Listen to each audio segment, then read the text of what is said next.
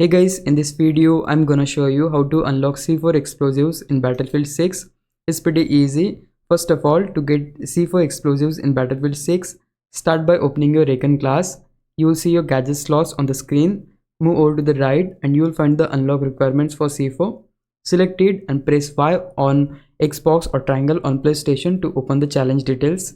This challenge is tied to Recon Assignment 1 and you must be at least rank 20 before your progress starts counting. The requirement is simple: spot enemies in objective areas using Recon gadgets.